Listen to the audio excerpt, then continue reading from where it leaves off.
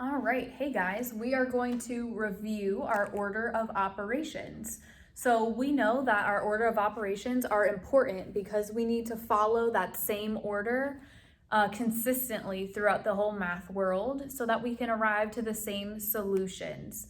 Our order of operations, sometimes you might have learned PEMDAS, but we're going to be using GEMS.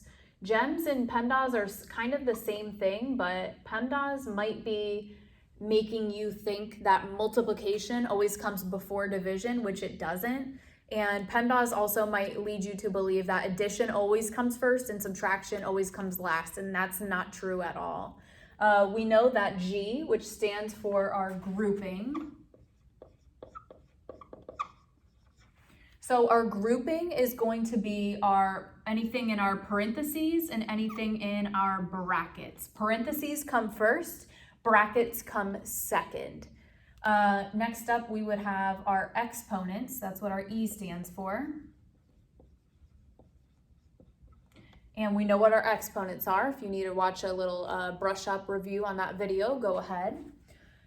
Our M stands for multiplication/division. So with GEMS, these are on the same level, and that's super important so that way you guys understand that we're not multiplying first and then dividing. We're scanning the problem and we're looking for any multiplication or division when we read that problem from left to right. So multiplication, division, whichever one comes first, from left to right. And the same is true for our S of GEMS, which is our subtraction and addition. So subtraction doesn't always come first, addition doesn't always come first. These are both on the same level, and when I read the problem from left to right, I'm scanning and looking for whichever comes first, subtraction or addition. And this is the process I'm going to follow to get my answer. So let's go ahead and give it a try with a complicated problem. So I'm going to keep my GEMS. I know in my head what they stand for. And I'm going to use this almost like a checklist when I go through. So we're going to start off with our grouping, which is our exponents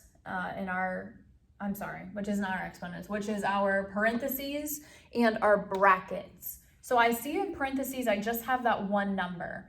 So whatever is applied on the outside of our parentheses, for example, you'll see that this exponent of 2 is just outside the parentheses. That means we are going to apply it to what is within those parentheses.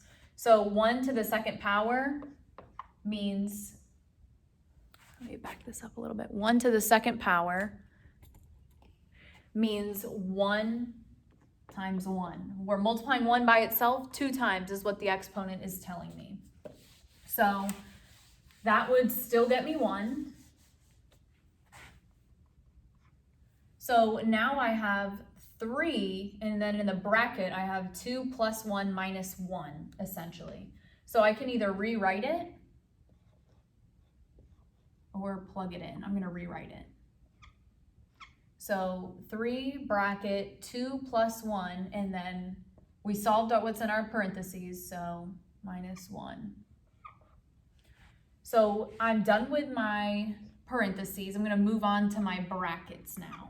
So in the brackets, I see that I'm going to ignore the 3 for a minute here and focus on what's in those brackets.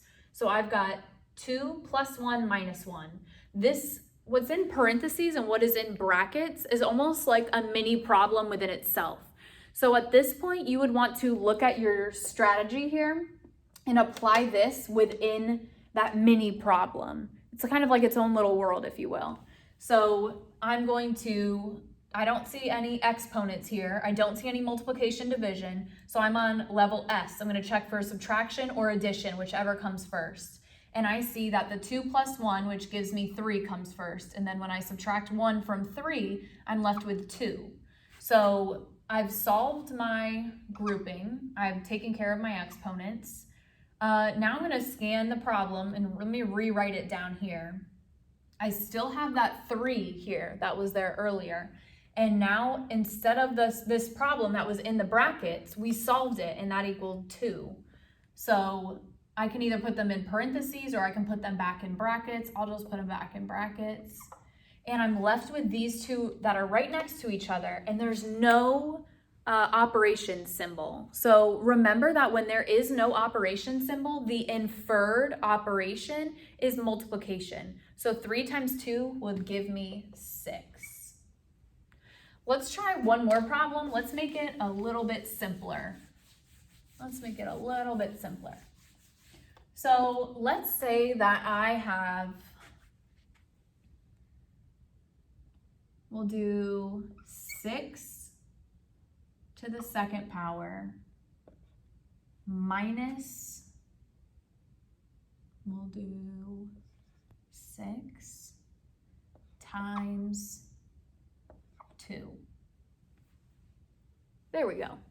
Go ahead and pause the video now and try to work this one out on your own using your order of operations knowledge. Okay, pause it for real.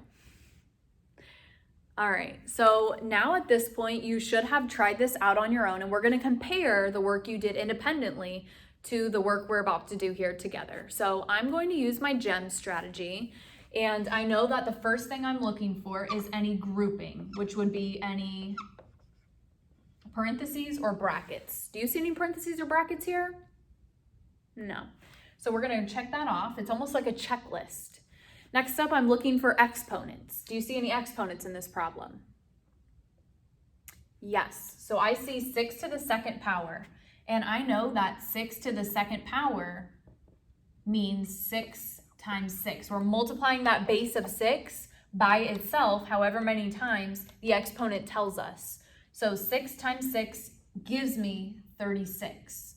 So I'm going to rewrite the problem down here. Now I have 36, that was what our 6 to the second power was, minus 6 times 2.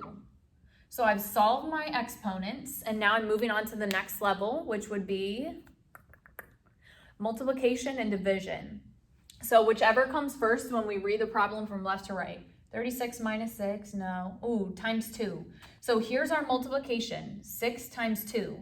6 times 2 gives me 12. I'm going to rewrite the problem and plug that in. So now I have 36 minus 12. I'm on my final step here, which is our subtraction and addition. So 36 minus 12 leaves me with 24 as my answer. That's it. That's how the cookie crumbles.